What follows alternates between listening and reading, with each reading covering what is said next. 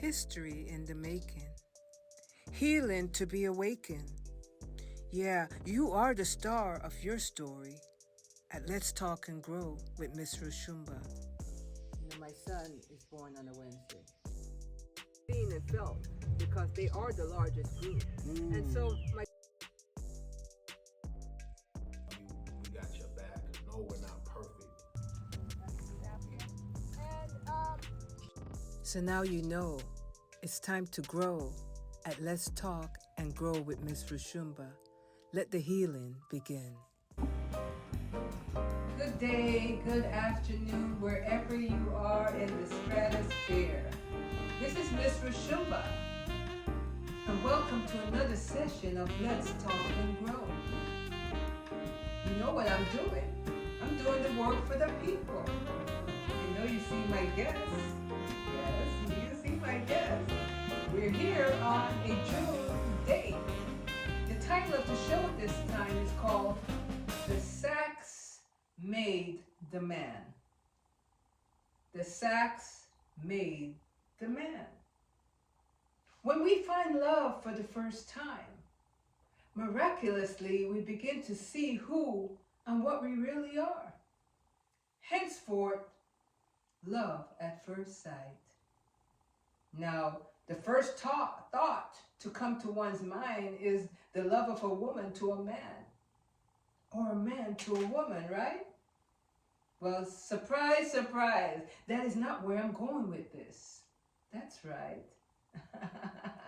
I'm not talking about a man that came, I'm talking about a man that came into a world that was riddled with division and not designed to purposely elevate him in any form or fashion. The time of which I speak were undeniably rooted in racism, sexism, and classism. And with no daily hope of being nothing more than what one's family's lot was, a young black male of the mid-20th century I'm speaking from, can only follow the rules of the community, driven home by separate but unequal system that would disappear you if you cross the line. So when a youth, black and untarnished male youth, sees, or should I say hears, the music of a saxophone for that very first time, a romance is formed.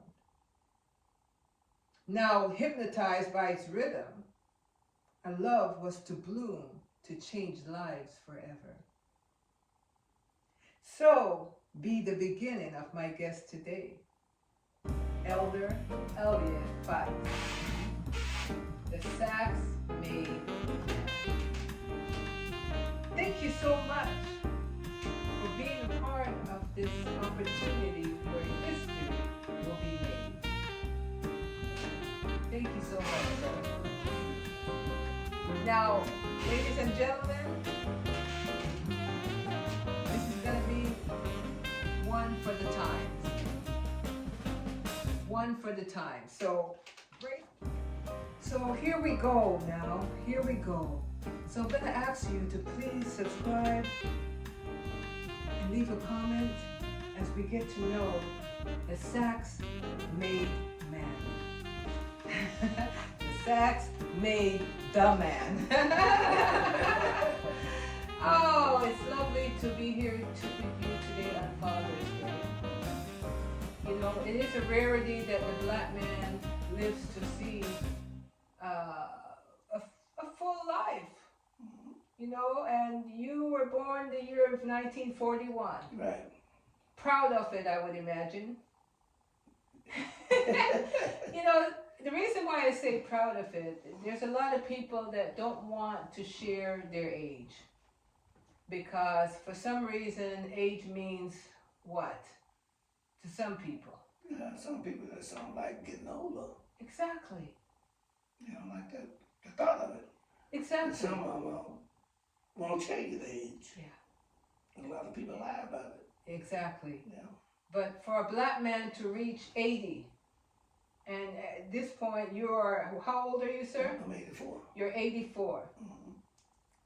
This is his solar return year. So 84, every 28 years, the calendar year of our birth recycles itself. So 28, 56, and he's 84. So this is a quite special year for him. And so I'm even more honored, sir, to capture your story, you know, for the times, for your family, your legacy. So I'm going to ask you, would you prefer Elder Fikes, that I call you Elder Fikes? Is that okay? Just call me Elliot Fikes. Okay. Why now, Elder Fikes? Why is it time to tell your story now? Why now do you feel it was okay to tell me your story now? Because I have nothing to hide. I'm just, you know, proud of what I went through. It's good and some bad. Yes. But I'm just thank God for me today. Yes. Because all my friends are gone. Most of all of them. Yes. And you know, so. How about your family? As far as those of your age group, would you say they're gone too? Some of them. Yes. Some of them are gone. Yes. And, yes. I had a brother that it was only two of us. My brother passed on about 10 years ago. Okay. But, so your brother is gone. yeah. Most of your friends are gone. Most of my things are gone. And so. It's okay now to tell your story. Not because they're gone, I would imagine. It's just important to tell it now. Mm-hmm. Okay. Where were you born, sir? I was born in Lynch, Kentucky, in Harlan County. Lexington? No, Lynch. Lynch. Lynchtown. Yeah, Lynch, Kentucky. Lynch, Kentucky, folks. That was a coal mining camp. A coal mining camp. In Harlan County. Okay. Mm-hmm. Wow. So, was it called Lynchtown because there was a lot of lynching that went on there, or what I was the was history? told back in the day, they did lynch a lot of people there. And they had a cemetery there that was there. When the United States Steel, that coal mining camp was taken over by United States Steel. Okay. And the cemetery was there when they took over that town. I see. So I think that back in the day, from what I was told, that they took it away from the people there. They came back and took the coal. Okay. Was this a black cemetery or a cemetery for just anybody? I think it was a white cemetery. Okay. I think. Okay. I'm not sure. All right. Okay. Because, you know, even the cemeteries are segregated. Right. So yeah. Now, you know, back when I was there born, we had our own cemetery, so it wasn't with the white. It wasn't there. So that cemetery, I think it was white. It was white, yeah, because, was this a part of the Appalachian Mountains? The Appalachian Mountains, yeah. It's only about, 7 miles over the mountain, you're in Virginia. Okay. As far as you can go in Kentucky, in the hills. Okay. 7 miles, you're in Virginia. Mm-hmm. And so you said this was a coal mining town. Camp, that's what it was. Coal mining camp. Yeah, it's a Okay. camp. Okay. You didn't own a house there. Okay. All that was owned by the coal mines. The coal mines. They owned that. When you go to work in the mines, they had a house that you lived in. Okay. And you had to pay rent. They take it out of your paycheck. So most people travel from the South or different places to come there to work. Yeah. And they provided them a home, Yeah. but you have to pay for it. You had to pay for it. And you could bring your family. Yeah, you can bring your family. Most of them when they go, like when my grandfather went, he left Alabama to go there because there was opportunity to work. Okay. A lot of people went to Chicago, different places, but they went to Kentucky. So part of why they left the South was because the migration had already begun, where people were leaving the South for economic reasons. For money. Yeah. For opportunity to get paid. Yes. Because of, my grandfather worked in the coal mines. Right. and they did piecework. You get paid by how much coal that you load. So you were born in the area where the coal mine was? Yeah, I was born in the camp. Okay. Yeah. So your grandfather, your grandmother had a child. How many children did they have? Yeah, my dad had 7 children. They had 7. Mm-hmm. And of the 7 children, one of them was your mother. My mother was the oldest. She was the oldest? Yeah. Okay. Yeah. And what was her name? Her name was Sammy. Sammy. Yeah. Was it short for Samantha? No, I know Sammy. Sammy Fikes. But anyway, when my grandfather first went to the coal mines, my grandmother and them stayed in Selma, Alabama. And then when he got the job working, then he sent for him when they had a house. Okay. And that was that was the normal routine of the time. You know, first one went ahead, got settled in, and then the family would join them. Right. And then that's the only way that you can get a house. Because what would happen that, if you get hurt or something, or you get crushed in the mines, they have to move out. And the only way you could stay in the houses, you have to be an active worker. Okay, which makes sense. They got to mine that coal. Right. See, the coal was sent to Pittsburgh, Pennsylvania. That's where they made steel to make cars in the United States. So the coal was used for the hot fires that's required to melt it. Go to the steel mills in Pittsburgh, Pennsylvania. Okay. That's why they call it the Steel City. Okay. That's why the steel mills, to make the iron, they use coal. They use coal. And all the trains was run by coal. Huh. Yeah, there was coal cars back in the day. When you say coal mine, is it something in the earth that they had to go down, or is that's coal? That's where the coal was, in the earth. In the earth. That's where you get coal from. Folks, I'm pretty naive to it. I didn't know. I think almost back to coal came from when you burn a bunch of logs and wood for a long time. No, that's a different thing. That's a different kind of coal. You get coke, like you can get coke and stuff, it's different than wood. You buy it in the store, and the coke's little pieces over there. Yeah. That's where that comes from. So, deep in the earth. Or sometimes they would go 15, 20 miles on the ground in the mountain. Wow. To get there, they have cable cars. They take you all the way back. They have tracks. So, were there a lot of black men and white men? It was both people working together, going down into the they all coal work mine? together. They all work together. We stayed in one place, and the whites stayed in another place. So you lived in different places, but when they went to work in the coal mine, they worked together? They work together. Okay. Yeah. Okay. They work together, but when they come out, they go one way. You go, no, we live across the tracks. Divided. It's divided.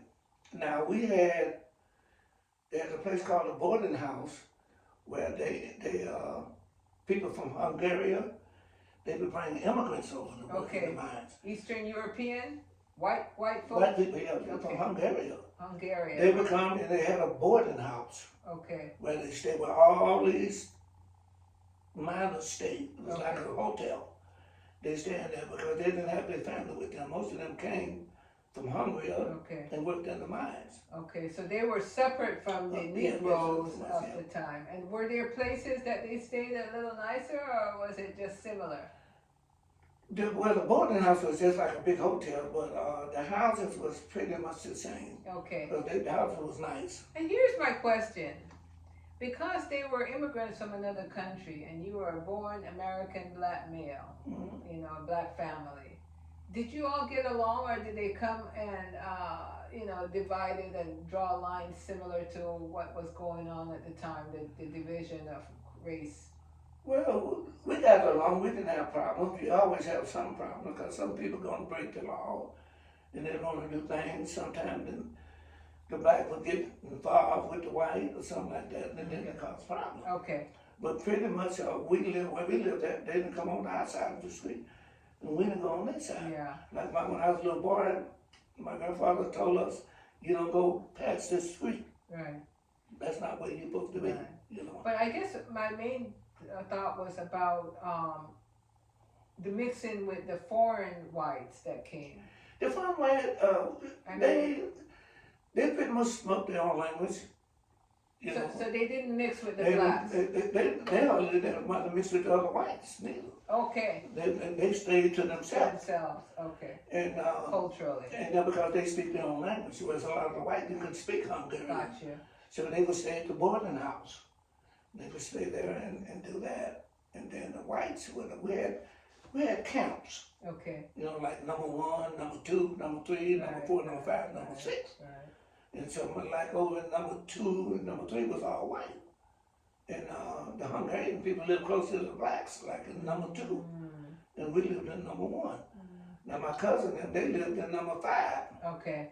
Because number 1 was too small because it grew. So it's based on the size of your family. Right. Okay. Some of the houses was just 1 bedroom. Right. Some of them was 3, depends on your family. I see. Now a lot of the blacks had, like when they first started working there, they had a couple of kids. Then they had more kids than, but then they had to move to a bigger house. Okay, so they stayed for, this was a career. So many people stayed there for 20, 30 years. They retired there. Okay. Yeah, my grandfather retired under the mine. Okay. Yeah, he worked there till he was 65. And what age did he come there? Do you recall? Well, he was, I guess my mother was a little girl when she was a real little.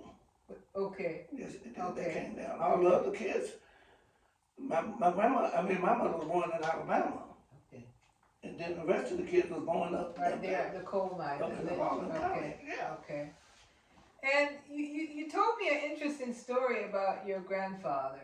Mm-hmm. Your grandfather was one of those strong men. No, he was strong.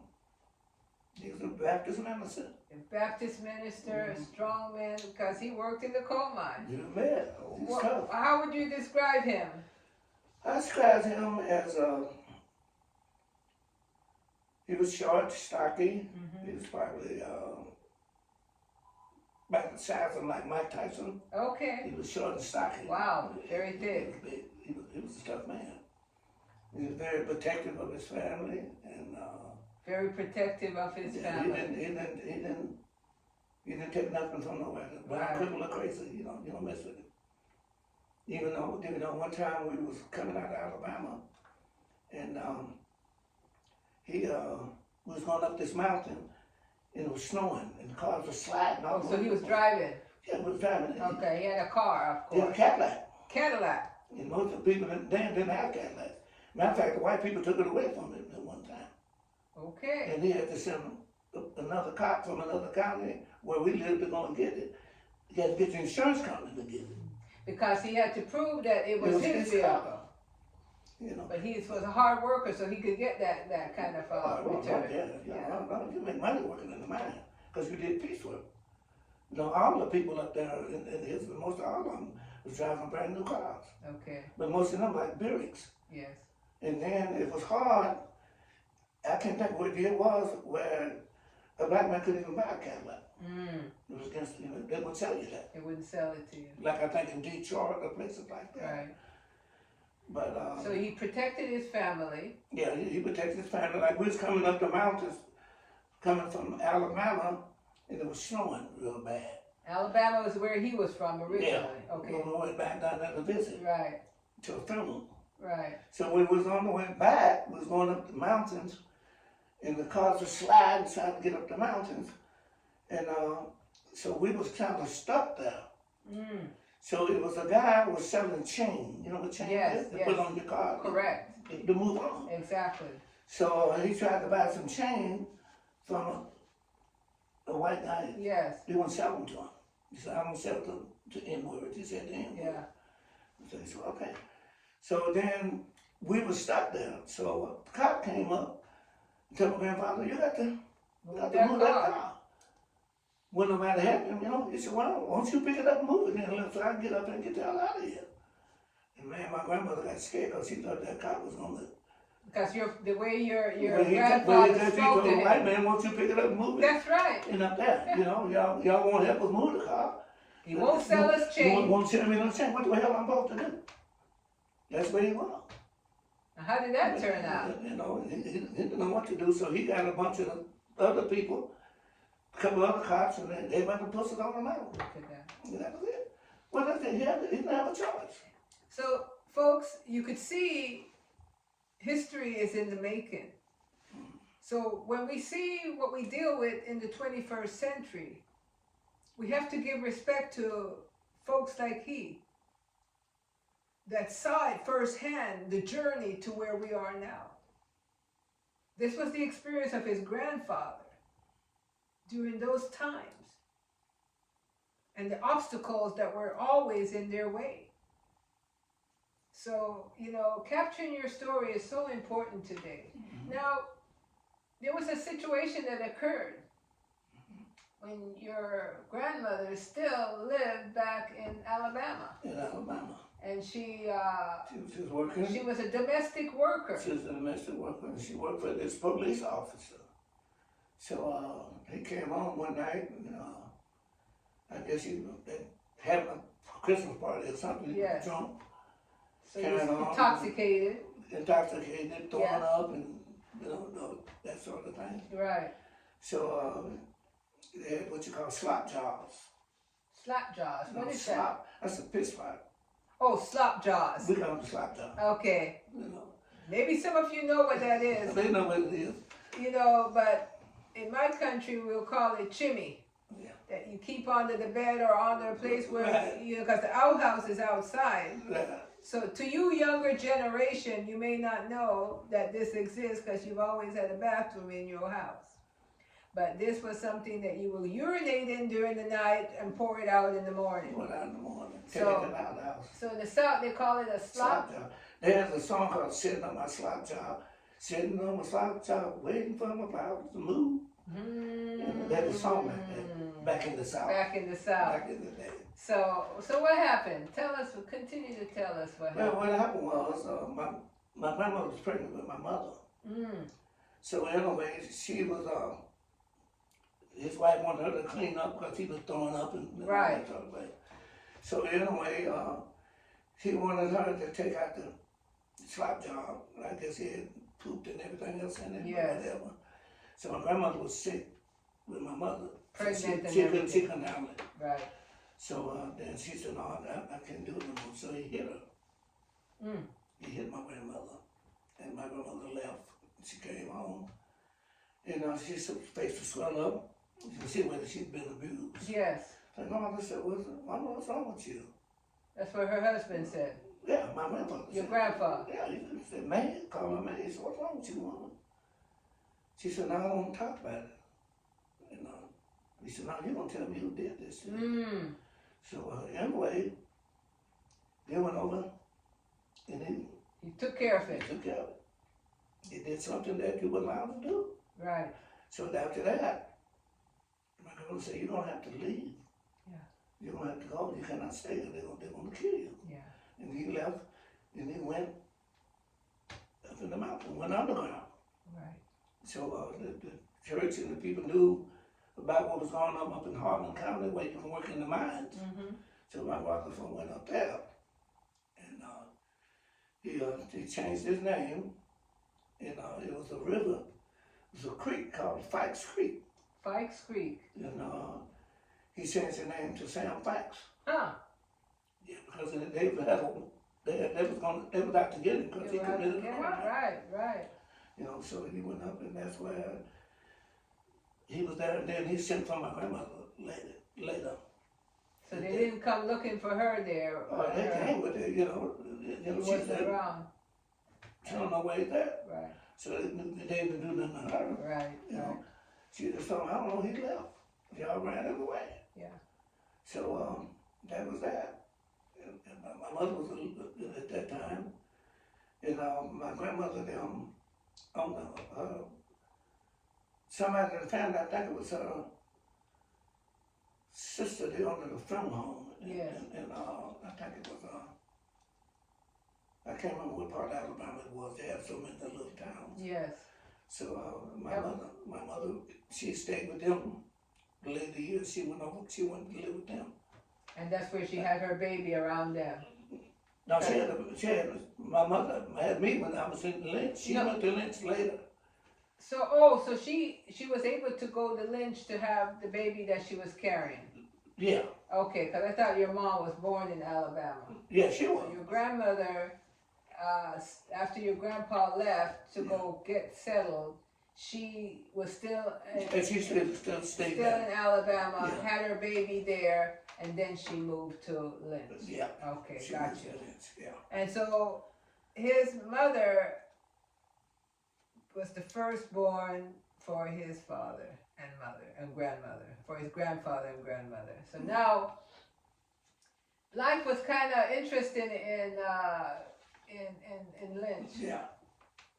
And you know, your mother was a young woman when she gave birth to you. Right.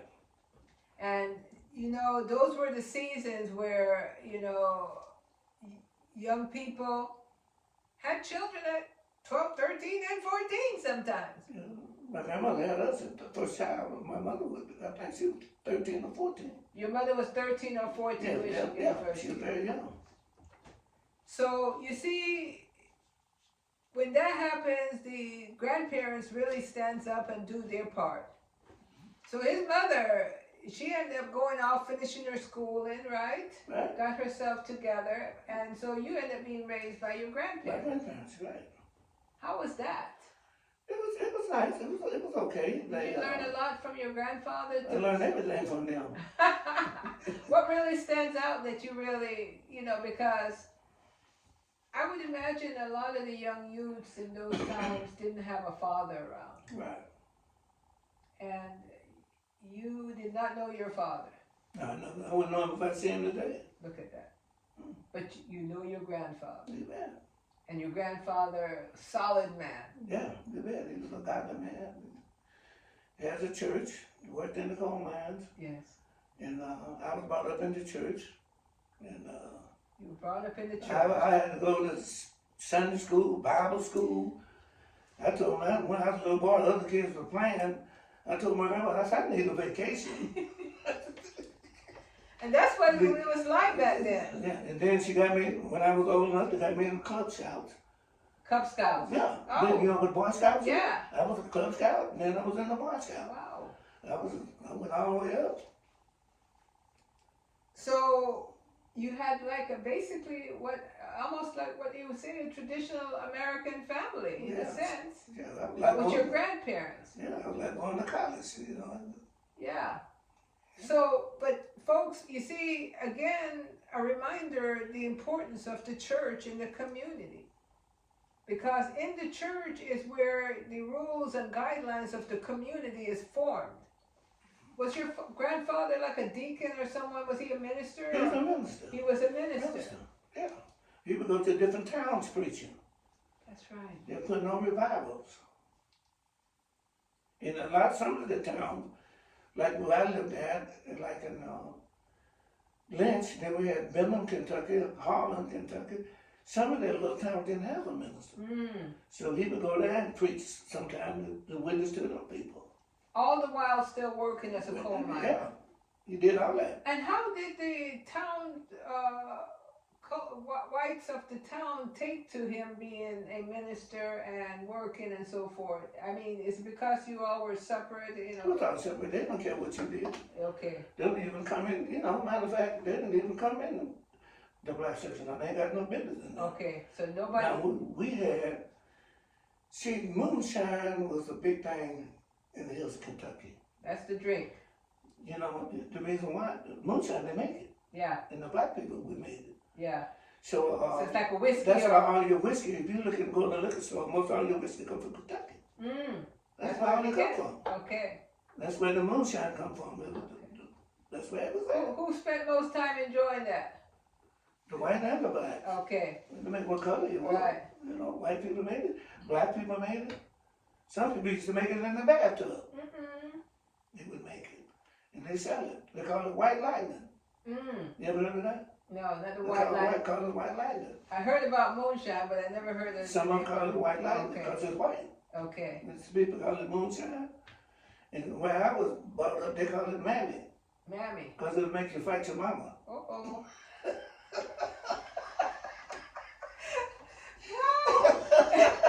So, what was it made out of? I know it's made out of potatoes, some make it out of corn. It's different ways because they let it ferment. Okay, so it's a fermentation of Yeah. potatoes, They make it corn, out of grapes. grapes. Okay. Different ways you can make it. It ferments. Wow. Yeah. So very unique when what human beings have done over time to sedate that spirit that needed to calm down because of the challenges that one was facing. Right. And see, you had a lot of hillbillies up in the hills. They let them still sit back in the mountains, and they be selling moonshine, going all the way everywhere to Chicago, everywhere they be selling it. So they made a business out of it. Oh yeah, the So big time. Kentucky whiskey came out of that, I would say. Yeah. Yeah. So they, the moonshine, the people would have moonshine. They would have runners where they run the moonshine in the back of their cars because it was illegal. Mm. And most of the white people did that. See. Bootlegging. Well, everything comes out, that one creates, became a business in some form or fashion. Mm-hmm. For people on both sides, I would imagine. Right. So what did the black people do to create a way of making a living in that community outside of, they were in the church. Deacons and ministers in the church was a big part of it. But did black folks in that time create their own little community type of work? Besides that, a lot of people did, but it's just bootlegging. Okay. That's what they did. Okay. They bootleg. Like for example, we didn't have a liquor store. Okay. So the black people would make their moonshine, and up where we live in, then a lot of them had speakeasy joints. Speakeasy. Speakeasy. They have Okay. a speakeasy joint. Okay. And that's where they go when all the black people get together and drink moonshine. They play pool. Okay. And they have boarding houses where you go there to dance and have a good time. That's right. And a lot of the white people come up in there. Okay. And they come up, some of the black men was messing with white women. Right. And white women be up there with blacks. Right. And some of the white men would come up there trying to get The black women. get the white women out of there. Okay. And try to hang the black person that was messing with them. So what they do, they hide them out. And They hide them out. they hide them out in the mountains. women. Yeah, of course, because they had a way to get up to where the moonshine, where the clubs was at, the house where they was partying. You had to go up the mountains, like number 1, number 2, number 3 to get up in the mountains. I see. So when the time that the white man would come there and raid blacks, we had a signal. If you live in number 1, you say, hey, they coming. Okay. So when they get up there, they move everything out. They had a way of hiding everything, and the cops come in there. They can't find them. So what were they coming for? They come to bust you for having moonshine. It's Okay, illegal. for having moonshine. Yeah, and Okay. having parties and They could have it, having a but whole house but and you stuff. couldn't. Okay. Yeah, it was illegal. I see. Yeah, I see. But they had it in their community. yeah. But they didn't want it to happen in the black community. They wanted you to buy it from them? No, they don't want, because you was making. They don't want to buy it from you at all, just because it's illegal. No, but what I was saying is they had it in their community, right? I'm sure they did. And I don't think not much of the poor white people did. Okay. I put it that way. okay. Because they was the one that was running into cities. They had big tanks in their cars where they put moonshine, and they Go around selling. they sell it in Bowling Green, Kentucky, or whatever. Okay. And then the cops would chase them. They got a movie about it. I see.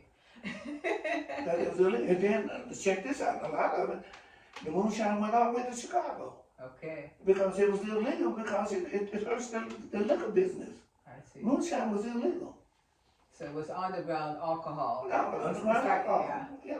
But there were regular alcohols being served, whiskey and all that. But this was for poor people. Yeah. Poor people that couldn't afford. If anybody can buy it. Okay. Now, like when I was little, I used to go around Christmas time. I would go where the white people live at.